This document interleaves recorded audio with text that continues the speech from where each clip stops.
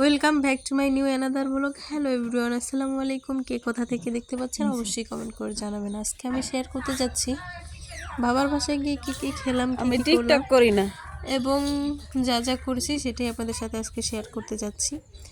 So কে কোথা থেকে দেখতে পাচ্ছেন অবশ্যই কিন্তু কমেন্ট করে জানাবেন। আমাদের সাথেই থাকুন, সম্পূর্ণ ভিডিও দেখুন এবং উপভোগ করুন গ্রামের সৌন্দর্য।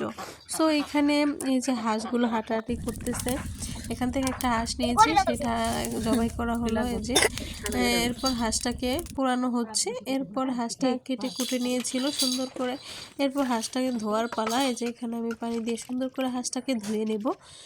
ধুয়ে এখানে পাশাপাশি অনেক মশলা আমরা বেটে নিয়েছি, যা যা লাগে আর কি, পেঁয়াজ রসুন আদা, আপনারা সবাই জানেন কি কী রান্না করতে লাগে। সিক্রেট কিছুই নেই এখানে, সব কিছুই সবাই দেয়, এগুলা সব কিছু এখানে নিয়ে নিয়েছি। এই যে আপনাদেরকে দেখাচ্ছি, আদা, জিরা, রসুন, পেঁয়াজ, কাঁচামরিচ, তারপরে গরম মশলা দিয়েছিলাম। এগুলো সব কিছু দিয়ে এখানে সুন্দর করে নেড়েচেড়ে আমি কষিয়ে নিচ্ছি। মাটির চুলায় রান্না করলে কিন্তু খেতে খুবই মজা হয়। সো কি কোথা থেকে আমার ভিডিও দেখেন অবশ্যই কমেন্ট করবেন। এই যে এখানে আমি নুডলস সিদ্ধ করে নিয়েছিলাম, তারপর একটা ডিম পোস্ট করে নিয়েছিলাম আমার বাবার জন্য। এরপর এখানে যে নুডলসগুলো সুন্দর করে রান্না করে নিচ্ছি, যে সাথে ধনেপাতা দিয়ে দিলাম, পাশে ভাত হয়ে গেছে, সাথে মাছ ভুনা করতেছি।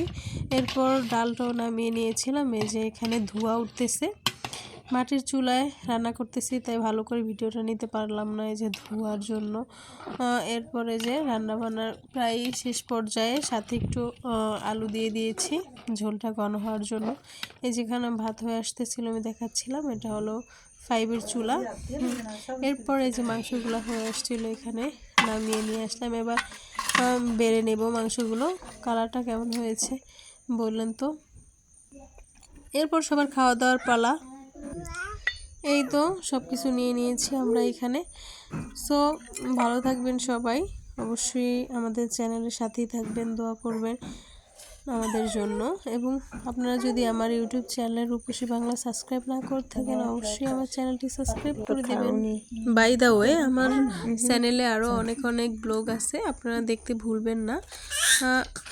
আয়মানের চিৎকারের জন্য আমি কিন্তু এখানে ভালো করে ভয়েস দিতে পারতেছি না, সরি এভরিওয়ান। এরপরে যে এখানে লাউ শাক করতেছিল, সেগুলো আমি একটা ক্লিপ নিলাম। এই যে নিচে আমার ভাইরা করতেছে, যে হ্যাঁ ওরা গাড়ি নিয়ে খেলতেছিল, বলতেছিলাম যে বলতেছি কি করে না, ওরা তো বুঝে না, এই জন্য আর কি। সো ভালো থাকবেন, সুস্থ থাকবেন, সবাই পরিবারের সাথে থাকবেন, দোয়া করবেন, আমার চ্যানেলটি সাবস্ক্রাইব করে দেবেন। আল্লাহ হাফেজ।